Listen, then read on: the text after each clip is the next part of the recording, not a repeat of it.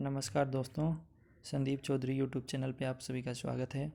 जैसा कि हमने एक वीडियो सीरीज़ में पॉलिटी के सवाल डिस्कस करने किए थे भारत के संवैधानिक इतिहास के बारे में, इसी वीडियो में हम आज कुछ और भारत के संवैधानिक इतिहास के 5 सवाल सोल्व करेंगे और फिर अपन बढ़ेंगे नेक्स्ट चैप्टर संविधान सभा और संविधान निर्माण की प्रक्रिया वाले भाग में, जिसके अपन 100 के अराउंड क्वेश्चन सोल्व करेंगे। तो दोस्तों, मेरे आंसर बताने से पहले आप भी बिना देखे वीडियो को पॉज करके आंसर बता सकते हैं। और ये जितने भी क्वेश्चन हैं ये आपके लिए नेक्स्ट कोई भी प्रकार का एग्ज़ाम होता है जिसमें पॉलिटिकल साइंस पूछी जाती है, पॉलिटिक्स से रिलेटेड जिस टाइप के भी सवाल आते हैं उसके लिए आपके ये बहुत इंपॉर्टेंट है। तो आप प्लीज़ ध्यान से देखिए। यहाँ पे मैं एसएससी से लेके जूनियर एग्ज़ाम जितने भी होते हैं, एलडीसी, यूडीसी और यूपीएससी और स्टेट पीसीएस, उनके क्वेश्चन डिस्कस करूँगा। तो प्लीज़ आप इससे पहले अपने दोस्तों के साथ वीडियो को शेयर भी कर दीजिए और चैनल को सब्सक्राइब कर लीजिए ताकि आपको नोटिफिकेशन मिल सके। चलो दोस्तों, शुरू करते हैं।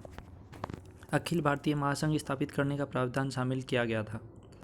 भारतीय सरकार अधिनियम 1935 में, अगस्त प्रस्ताव 1940 में, भारत सरकार अधिनियम 1919 में, कैबिनेट प्रस्ताव 1946 में। तो अखिल भारतीय महासंघ स्थापित करने का प्रस्ताव, इसका आंसर होगा पहला, भारत सरकार अधिनियम 1935। फिर अगला क्वेश्चन है दोस्तों, निम्नलिखित में से किस एक अधिनियम ने भारत में संघीय शासन की व्यवस्था दी थी? भारत सरकार अधिनियम 1909, भारत सरकार अधिनियम 1919, भारत सरकार अधिनियम 1935 और डी है भारत सरकार अधिनियम 1947। तो दोस्तों, इसका करेक्ट आंसर होगा भारत सरकार अधिनियम 1935 ने संघीय शासन की व्यवस्था दी थी। फिर है दोस्तों, 1935 के अधिनियम द्वारा स्थापित संघ में अवशेष शक्तियाँ किसको दी गई थी? संघीय विधान पालिका को, बी है प्रांतीय विधान पालिका को, सी गवर्नर जनरल को और डी प्रांतीय गवर्नरों को। तो दोस्तों, ये यूपीपीसीएस में 2008 में और आईएएस में 2018 में प्री में पूछा गया सवाल है सीधा। तो इसका आंसर है गवर्नर जनरल, सी। अगला क्वेश्चन है दोस्तों, निम्नलिखित में से कौन सा एक भारत सरकार अधिनियम 1935 में स्वीकार किया हुआ महत्वपूर्ण और स्थायी अवयव नहीं है? इसमें ए में दे रखा है देश के लिए लिखित संविधान, बी विधानमंडलों के लिए निर्वाचित और जवाबदेही प्रतिनिधि, सी एक संघ की योजना पर विचार और डी विधानमंडल के लिए सरकारी सदस्यों का समावित विचित या नॉमिनेशन किया जाना। तो इसमें से नहीं पूछा है दोस्तों, निम्नलिखित में से कौन सा एक भारत सरकार अधिनियम 1935 में स्वीकार किया हुआ महत्वपूर्ण और स्थायी अवयव नहीं है? दोस्तों, इसका सही आंसर होगा ए, देश के लिए लिखित संविधान।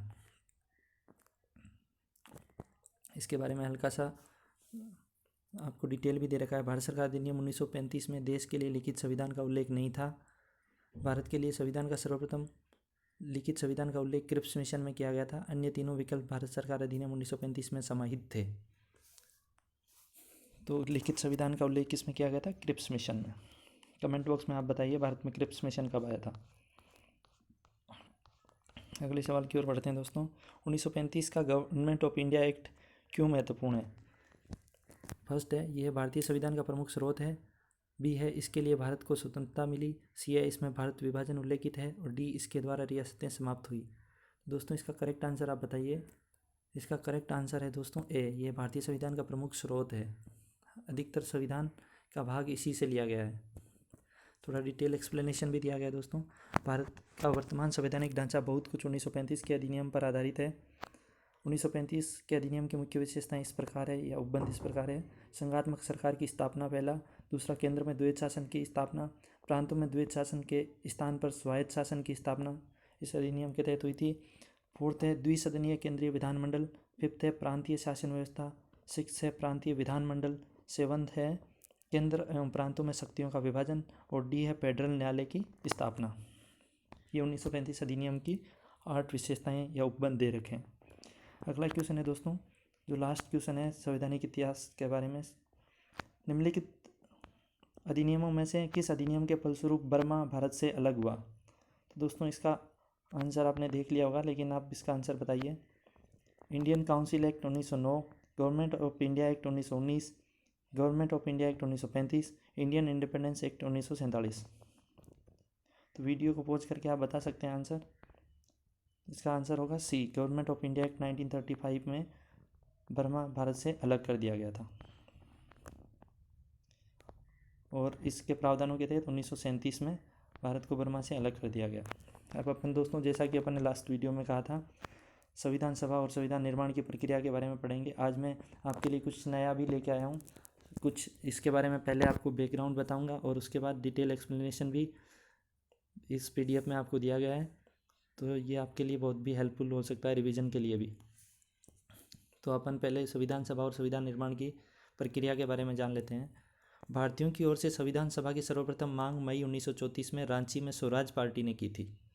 वर्ष 1934 में ही भारत में संविधान सभा के गठन पर विचार MN राय ने दिया था। सर्वप्रथम संविधान सभा के निर्माण का विचार MN राय ने दिया था। ये इंपॉर्टेंट है बहुत दोस्तों। भारतीय राष्ट्रीय कांग्रेस के स्तर पर पहली बार वर्ष 1935 में संविधान निर्माण के लिए आधिकारिक रूप से संविधान सभा की मांग की गई। एक निर्वाचित संविधान सभा द्वारा भारत के संविधान का निर्माण करने का प्रस्ताव सर्वप्रथम वर्ष 1942 में क्रिप्स मिशन द्वारा किया गया था, जिसमें लिखित संविधान की भी बात करी गई थी। क्रिप्स मिशन कब आया? 1942 में। जैसा कि मैंने लास्ट वीडियो अभी आपसे पूछा था सवाल, उसका यहाँ आंसर भी दिया है। कैबिनेट मिशन योजना 1946 द्वारा भारतीय संविधान सभा का प्रतिनिधित्व निर्वाचन के आधार पर गठन किया गया था। कैबिनेट मिशन की रिपोर्ट के अनुसार संविधान सभा निर्वाचित होनी थी और प्रांतों का प्रतिनिधित्व जनसंख्या के आधार पर होना था। किस में कहा गया था ये?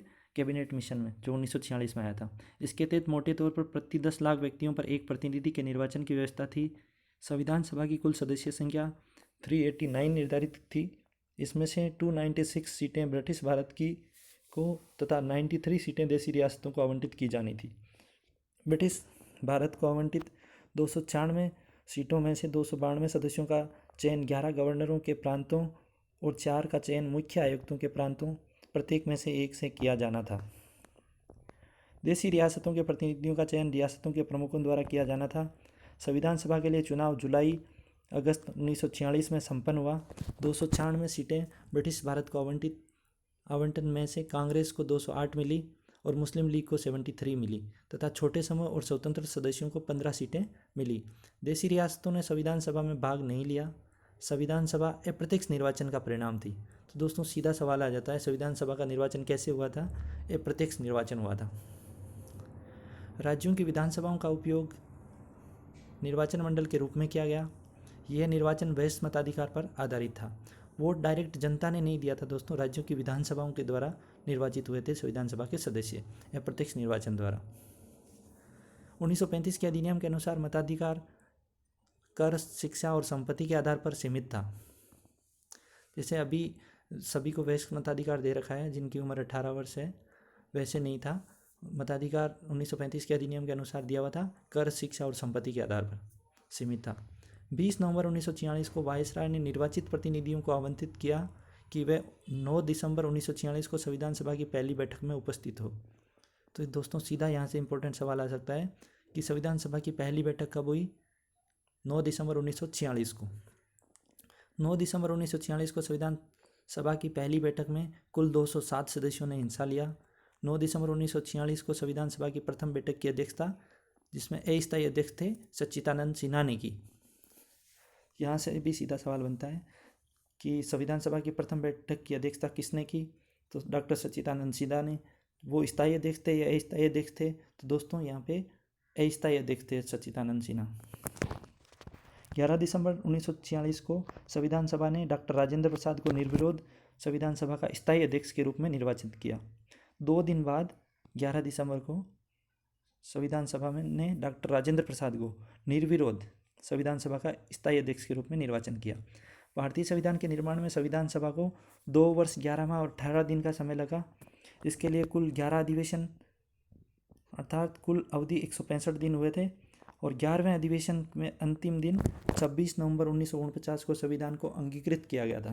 दोस्तों लागू नहीं किया गया था। 26 नवंबर 1949 को संविधान का कुछ भाग 11वें अधिवेशन में अंगीकृत किया गया था। इन 11 अधिवेशनों के अतिरिक्त संविधान सभा की पुनः 24 जनवरी 1950 को समवेत हुई, जब सदस्यों द्वारा भारत के संविधान पर हस्ताक्षर किए गए थे। भारतीय संविधान के निर्माण के समय बेनेगल नरसिंह राव BN राव को संवैधानिक सलाहकार नियुक्त किया गया। तो दोस्तों संविधान सभा का संवैधानिक सलाहकार कौन थे? तो BN राव, बेनेगल नरसिंह राव। 26 नवंबर 1949 को भारत के लोगों द्वारा संविधान को अंगीकृत, अधिनियमित और आत्मार्पित किया गया। संविधान पूर्ण रूप से 26 जनवरी 1950 को लागू हुआ। लागू कब होता है? 26 जनवरी 1950 को। अंगीकृत कब होता है? 26 नवंबर 1949 को। संविधान सभा की में कुल महिलाओं की संख्या पूछी जाती है दोस्तों सीधा, तो 15 थी। उनके नाम इस प्रकार थे: विजयलक्ष्मी पंडित, राजकुमारी अमृत कौर, सरोजिनी नायडू, सुचिता कृपलानी, पूर्णिमा बनर्जी, लीला राय, जी दुर्गाबाई, हंसा मेहता, कमला चौधरी, रेणुका राय, मालती चौधरी, दक्षयानी वेलायुधन और बेगम एजाज रसूल, एनी मस्किरिनी और अंबु स्वामीनाथन। टोटल 15 महिलाएं थी संविधान सभा में। ग्रेनविल ऑस्टिन ने भारतीय संविधान के बारे में क्या कहा है दोस्तों? संविधान सभा कांग्रेस थी और कांग्रेस भारत था। ग्रेनविल ऑस्टिन का संविधान पर ये सीधा स्टेटमेंट पूछा जा सकता है कि संविधान सभा के बारे में ये किसने कहा? संविधान सभा कांग्रेस थी और कांग्रेस भारत थी, तो ये ग्रेनविल ऑस्टिन ने कहा। 2 सितंबर 1946 को अंतरिम सरकार का गठन किया गया और इसमें मुस्लिम लीग के सदस्य शामिल नहीं हुए, हालांकि उनके शामिल होने के लिए विकल्प खुला रखा गया था। अंततः 26 अक्टूबर 1946 को जब सरकार का पुनर्गठन किया गया, तब मुस्लिम लीग के 5 प्रतिनिधियों को कैबिनेट में शामिल किया गया। तो इस प्रकार ये हल्का सा बैकग्राउंड था। यहाँ से दोस्तों अपन क्वेश्चन की शुरुआत करते हैं। संविधान सभा पर मैं 100 के आसपास क्वेश्चन लेके आया हूँ। जितना हो सकेगा इस वीडियो में डिस्कस करेंगे, अदरवाइज एक पार्ट और बना देंगे।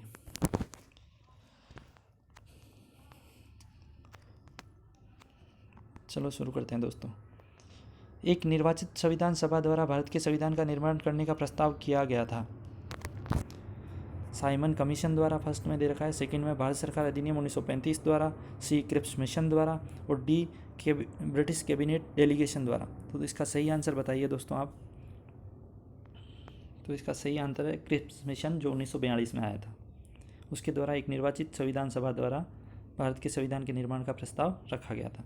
यहाँ थोड़ा सा इसके बारे में डिटेल एक्सप्लेनेशन दे रखा है। एक निर्वाचित संविधान सभा द्वारा भारत के संविधान का निर्माण करने द्वितीय विश्व युद्ध के समाप्त होने के पश्चात का प्रस्ताव सर्वप्रथम क्रिप्स मिशन 1942 द्वारा किया गया था। अगला क्वेश्चन है दोस्तों, कैबिनेट मिशन योजना के अंतर्गत संविधान निर्मात्री परिषद में प्रत्येक प्रांत को आवंटित सदस्य संख्या निर्धारित करने के लिए एक प्रतिनिधि कितनी जनसंख्या के अनुपात में था? फर्स्ट है 8 लाख, बी 10 लाख, सी है 12 लाख और डी है 15 लाख। तो दोस्तों अभी हमने पढ़ा था, UPPCS प्री में 2003 में आया हुआ है, तो 10 लाख इसका सही आंसर है। एक्सप्लेनेशन दे रखा है इसका। कैबिनेट मिशन वर्ष 1946 में भारत आया। मिशन ने अपनी रिपोर्ट में संविधान सभा के गठन का एक सूत्र प्रस्तुत किया था, जिसके आधार पर संविधान सभा निर्वाचित होनी थी और प्रांतों का प्रतिनिधित्व जनसंख्या के आधार पर होना था। इसके तहत मोटे तौर पर प्रति 10 लाख व्यक्तियों के ऊपर एक प्रतिनिधि के निर्वाचन की व्यवस्था प्रस्तावित थी। अगला क्वेश्चन है, थर्ड नंबर क्वेश्चन दोस्तों, इन व्यक्तियों में से कौन संविधान कैबिनेट मिशन का सदस्य नहीं था? विलियम वुड फर्स्ट में, बी में पैथिक लॉरेंस, सी स्टेफर्ड क्रिप्स और डी A.V. अलेक्जेंडर। तो दोस्तों इसका पहला ए आंसर है, ये नहीं थे। बाकी ये सीधा सवाल पूछा जा सकता है कि कैबिनेट मिशन कब आया था, तो ऊपर अपन ने पढ़ा कैबिनेट मिशन 1946 में आया था। इसमें 3 सदस्य थे, पैथिक लॉरेंस, A.V. अलेक्जेंडर और स्टेफर्ड क्रिप्स। अगले क्वेश्चन की ओर बढ़ते हैं दोस्तों।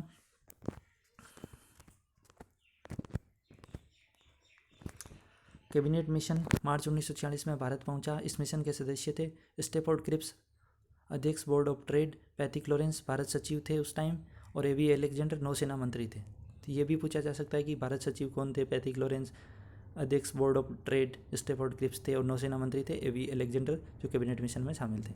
अगला सवाल है दोस्तों, भारतीय संविधान सभा का गठन किया गया था, तो इसका आंसर आप बताइए।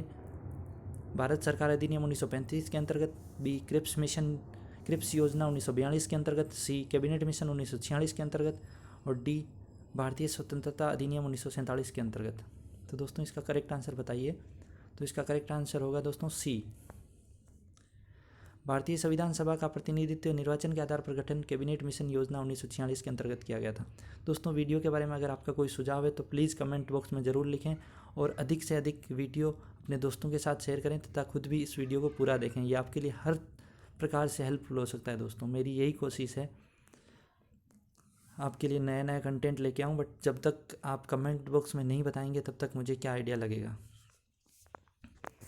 मैं अपने हिसाब से चीज़ें करने की कोशिश कर रहा हूँ, लेकिन आप भी कमेंट बॉक्स में अपना सुझाव दें। 5 नंबर क्वेश्चन है, 1946 में निर्मित अंतरिम सरकार में कार्यपालिका परिषद के रूप में उपसभापति थे। 1946 में निर्मित अंतरिम सरकार में कार्यपालिका परिषद के उपसभापति थे। A Jawaharlal Nehru, B doctor S Radhakrishnan, C Rajagopalachari और डी डॉक्टर राजेंद्र प्रसाद। तो दोस्तों, इसका करेक्ट आंसर आप बताइए। इसका करेक्ट आंसर है जवाहरलाल नेहरू। IAS प्री 1995 में पूछा गया है। 24 अगस्त 1946 को अंतरिम राष्ट्रीय सरकार की घोषणा होती है। इस व्यवस्था के साथ ही अंतरिम सरकार 2 सितंबर 1946 को कार्यभार संभालती है। 24 अगस्त 1946 को घोषणा होती है और 2 सितंबर 1946 को कार्यभार संभालती है। वायसराय इसमें कार्यपालिका परिषद का पदेन अध्यक्ष होता है और जवाहरलाल नेहरू को उपाध्यक्ष या उपसभापति बनाया जाता है। जो कार्यपालिका परिषद का पदेन अध्यक्ष कौन होता है? वायसराय, और उपसभापति नियुक्त किया जाता है जवाहरलाल नेहरू को। अगला सवाल है दोस्तों, निम्नलिखित में से कौन अगस्त 1946 में गठित प्रथम अंतरिम राष्ट्रीय सरकार का पदेन सदस्य नहीं था? सी राजगोपालाचार्य, डॉक्टर राजेंद्र प्रसाद, सी है डॉक्टर एस राधाकृष्णन और डी है जगजीवन राम। तो दोस्तों, इसका करेक्ट आंसर आप बताइए कमेंट बॉक्स में। इसका करेक्ट आंसर है डॉक्टर एस राधाकृष्णन इसके सदस्य नहीं थे अगस्त 1946 में गठित प्रथम अंतरिम राष्ट्रीय सरकार के, और ये तीनों सदस्य थे सी राजगोपालाचार्य, डॉक्टर राजेंद्र प्रसाद और जगजीवन राम। कैबिनेट मिशन योजना के आधार पर 24 अगस्त 1946 की घोषणा के तहत नवनिर्वाचित संविधान सभा से 2 सितंबर 1946 को भारत की अंतरिम सरकार का गठन किया गया था। इसमें सी राजगोपालाचार्य शिक्षा मंत्री, राजेंद्र प्रसाद खाद्य और कृषि मंत्री, जगजीवन राम श्रम मंत्री, जबकि डॉक्टर एस राधाकृष्णन इस प्रथम अंतरिम राष्ट्रीय सरकार के सदस्य नहीं थे।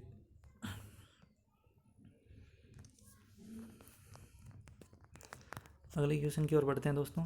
7 नंबर क्वेश्चन है, कथन और कारण दे रखा है। कथन ए में वेबल योजना के अनुसार कार्यकारी परिषद में हिंदू और मुस्लिम सदस्यों की संख्या समान होती थी।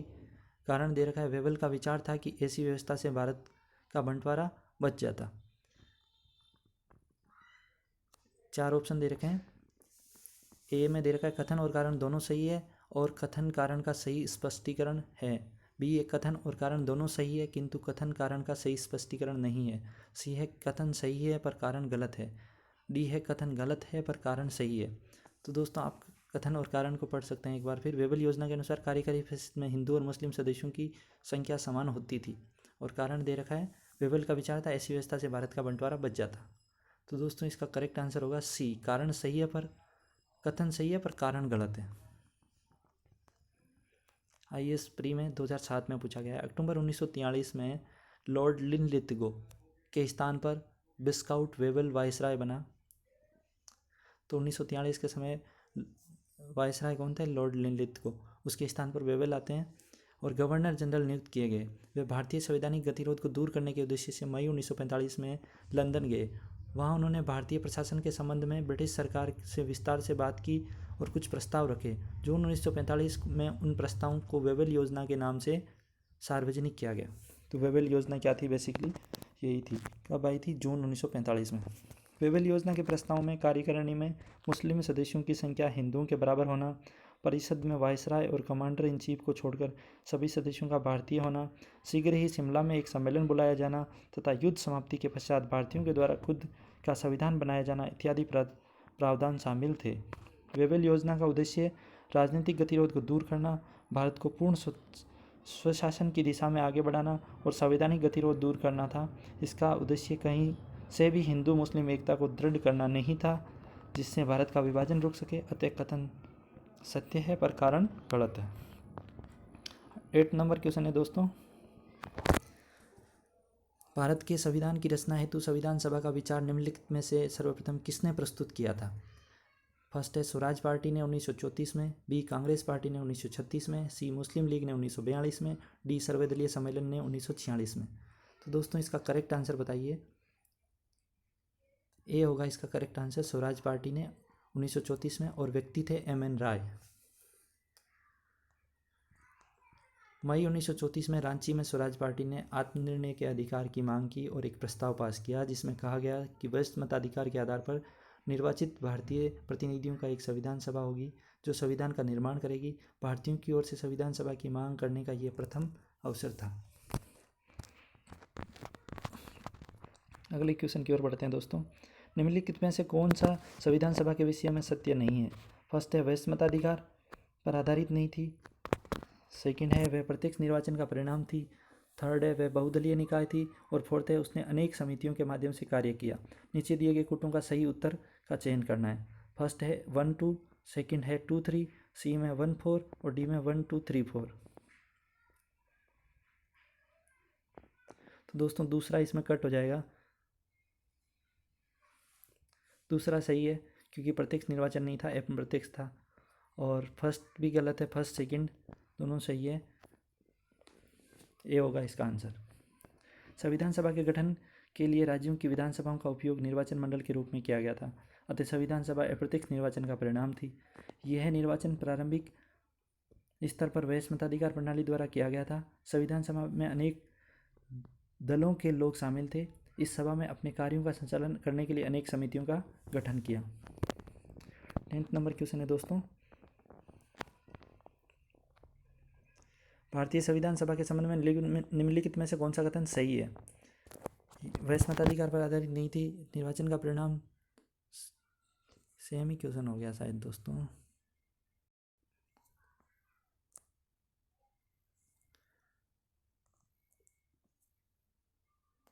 ये राजस्थान लोक सेवा आयोग द्वारा पूछा गया है RS 2018 में। सेम ही क्वेश्चन दोस्तों जो UPSC में पूछा गया था 2003 में। अगले क्वेश्चन की ओर बढ़ते हैं दोस्तों। निम्नलिखित में से संविधान सभा के बारे में गलत कथन कौन सा है? संविधान सभा के बारे में गलत कथन पूछा है। ए दे रखा है इसने बड़ी संख्या में समितियों की मदद से काम किया, उसमें से प्रारूप समिति सबसे महत्वपूर्ण थी। सही है। अल्पसंख्यक समुदाय जैसे ईसाई, एंग्लो इंडियन और पारसियों को सभी में पर्याप्त प्रतिनिधित्व दिया गया था। इसकी कोई गारंटी नहीं है दोस्तों। अगले में है इसका निर्वाचन सार्वभौमिक वरिष्ठ मताधिकार के आधार पर किया गया था। ठीक है। डी है इसकी चुनाव प्रक्रिया 1935 के अधिनियम के 6वीं अनुसूची पर आधारित थी। कर समाप्ति और शैक्षणिक योग्यता के कारण मताधिकार सीमित था। दोस्तों ये भी सही नहीं है, तो इसका सही आंसर होगा सी। MPPCS 2012 में पूछा गया है। संविधान सभा के सदस्यों का निर्वाचन प्रांतीय विधानसभाओं के सदस्यों द्वारा अप्रत्यक्ष निर्वाचन द्वारा हुआ था, न कि सार्वभौमिक वरिष्ठ मताधिकार के आधार पर प्रत्यक्ष विधि द्वारा। कर संपत्ति और शैक्षणिक योग्यता के आधार पर मताधिकार प्रदान किया गया था और सभी को मताधिकार प्राप्त नहीं था। 12th नंबर क्वेश्चन है दोस्तों, भारत के संविधान का प्रारूप तैयार करने वाली संविधान सभा के सदस्यों को फर्स्ट में देखा है ब्रिटिश संसद द्वारा नामित किया गया था। सेकंड में गवर्नर जनरल द्वारा नामित किया गया था। सी विभिन्न प्रांतों की विधानसभाओं के द्वारा चुना गया था। डी भारतीय राष्ट्रीय कांग्रेस और मुस्लिम लीग द्वारा चुना गया था। तो इसका करेक्ट आंसर बताइए दोस्तों आप। सी होगा इसका, विभिन्न प्रांतों की विधानसभाओं द्वारा चुना गया था प्रारूप तैयार करने वाली संविधान सभा को। यह IAS प्री 2002 में पूछा गया दोस्तों। 13वां नंबर क्वेश्चन है, भारतीय इतिहास के संदर्भ में प्रांतों से संविधान सभा के सदस्य थे। ए उन प्रांतों के लोगों द्वारा सीधे निर्वाचित हुए थे। बी भारतीय राष्ट्रीय कांग्रेस और मुस्लिम लीग द्वारा नामित हुए थे। सी प्रांतीय विधानसभाओं द्वारा निर्वाचित हुए थे।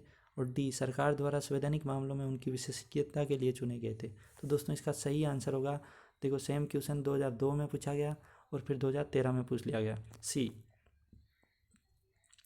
कितना रिपीट होता है? तो दोस्तों छोटी एग्जाम में तो बहुत ही ज़्यादा रिपीट होते होंगे यहाँ से सीधे सवाल। 14th नंबर क्वेश्चन है, संविधान सभा के सदस्यों का चुनाव कैसे हुआ? सीधे जनता द्वारा। बी भारतीय राष्ट्रीय कांग्रेस के नामांकन द्वारा। सी भारतीय राज्यों के शासकों से नामांकन द्वारा। डी प्रांतीय सभाओं द्वारा। तो इसका आंसर होगा डी। UPPCS में यही घुमा के पूछा गया 1993 में। अगला क्वेश्चन है दोस्तों 15th नंबर क्वेश्चन है, संविधान सभा के चुने हुए स्थायी अध्यक्ष कौन थे? तो ए में दे रखा है doctor BR Ambedkar, B doctor Sachchidananda Sinha, C doctor Rajendra Prasad और D S Radhakrishnan. Chhattisgarh PCS 2005 में पूछा गया है दोस्तों, तो इसका करेक्ट आंसर होगा सी, डॉक्टर राजेंद्र प्रसाद स्थायी अध्यक्ष थे और सच्चिदानंद सिन्हा डॉक्टर सच्चिदानंद सिन्हा अस्थायी अध्यक्ष थे। 9 दिसंबर 1946 को संविधान सभा की प्रथम बैठक की अध्यक्षता अस्थायी अध्यक्ष डॉक्टर सच्चिदानंद सिन्हा ने की थी। 11 दिसंबर 1946 को संविधान सभा ने डॉक्टर राजेंद्र प्रसाद को निर्विरोध संविधान सभा के स्थायी अध्यक्ष के रूप में निर्वाचन किया। 16वां क्वेश्चन है दोस्तों, संविधान सभा की प्रथम बैठक की अध्यक्षता किसने की थी? तो दोस्तों अभी ऊपर पढ़ा है अपन ने, ये यूपीपीसीएस 1990 में पूछा गया है। ए डॉक्टर राजेंद्र प्रसाद, बी डॉक्टर भीमराव अम्बेडकर, सी डॉक्टर सच्चिदानंद सिन्हा, डी मौलाना अब्दुल कलाम आज़ाद। तो मौलाना अब्दुल कलाम आज़ाद प्रथम शिक्षा मंत्री थे स्वतंत्रता के बाद, और प्रारूप समिति के अध्यक्ष डॉक्टर भीमराव अम्बेडकर थे। राजेंद्र प्रसाद को अपन ने पढ़ा है अभी, जो अंतिम गवर्नमेंट थी उसमें शिक्षा मंत्रालय और कुछ मंत्रालय दिए गए थे, तो इसका आंसर होगा सी। 17वें नंबर क्वेश्चन की तरफ बढ़ते हैं दोस्तों। भारतीय संविधान सभा के उद्घाटन अधिवेशन की अध्यक्षता की गई थी। ए डॉक्टर राजेंद्र प्रसाद द्वारा, बी डॉक्टर सच्चिदानंद सिन्हा द्वारा, सी डॉक्टर बी आर अम्बेडकर द्वारा और डी पंडित जवाहरलाल नेहरू द्वारा। तो भारतीय संविधान सभा के उद्घाटन अधिवेशन की अध्यक्षता की गई थी, तो इसका सही आंसर है, यूपीपीसीएस में पूछा गया है, डॉक्टर सच्चिदानंद सिन्हा द्वारा। घुमा के पूछा गया है दोस्तों खाली, बाकी सवाल वही है, संविधान सभा के उद्घाटन अधिवेशन या प्रथम अधिवेशन की अध्यक्षता किसने की थी? तो स्थायी अध्यक्ष डॉक्टर सच्चिदानंद सिन्हा ने, और स्थायी अध्यक्ष थे 11 को बनाए गए थे। कौन? डॉक्टर राजेंद्र प्रसाद, और प्रारूप समिति के अध्यक्ष थे डॉक्टर भीमराव अम्बेडकर, और अंतरिम गवर्नमेंट के उपसभापति डॉक्टर जवाहरलाल नेहरू हुए थे। 18वां नंबर क्वेश्चन है दोस्तों, भारत की संविधान निर्माती सभा के अध्यक्ष कौन थे? तो ये उत्तराखंड यूडीए और एलडीए एग्जाम में प्री में पूछा गया है 2007 में। Doctor Rajendra Prasad, doctor B R Ambedkar, C Aiyar और पंडित जवाहरलाल नेहरू। तो बी आर अम्बेडकर इसका आंसर होगा दोस्तों। सॉरी, संविधान निर्मात्री सभा के अध्यक्ष थे, प्रारूप समिति का नहीं पूछा, निर्मात्री का पूछा है तो डॉक्टर राजेंद्र प्रसाद ही होंगे। 19वां नंबर क्वेश्चन है, स्वतंत्र भारत की संविधान सभा के अध्यक्ष कौन थे? डॉक्टर भीमराव अम्बेडकर, डॉक्टर राजेंद्र प्रसाद, सी राजगोपालाचार्य, के एम मुंशी। घुमा के पूछा है 2010 में एमपीपीसीएस में, तो इसका आंसर भी होगा बी।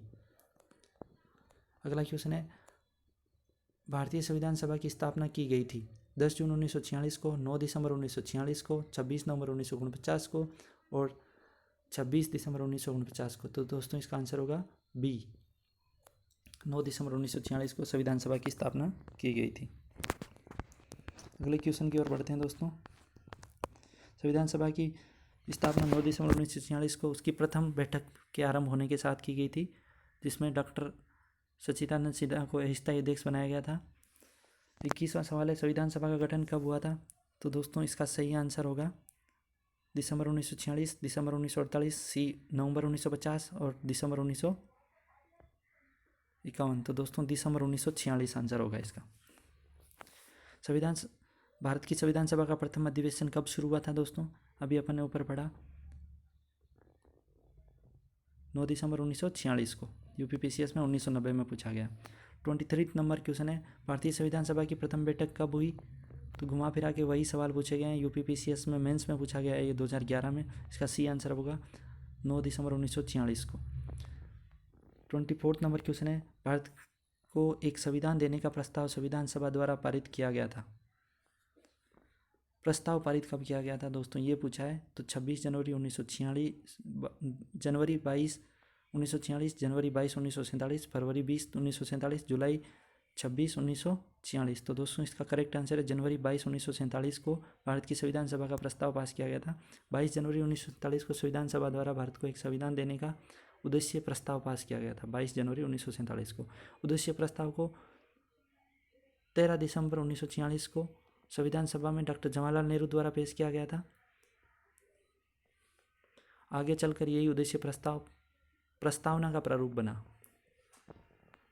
25 नंबर क्वेश्चन है दोस्तों, संविधान सभा के सम्मुख संविधान की प्रस्तावना का प्रस्ताव किसने रखा?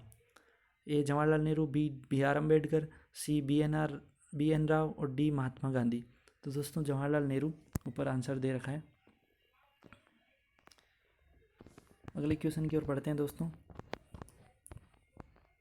26 नंबर क्वेश्चन है, संविधान सभा में उद्देश्य प्रस्ताव निम्न में से किसके द्वारा प्रस्तुत किया गया।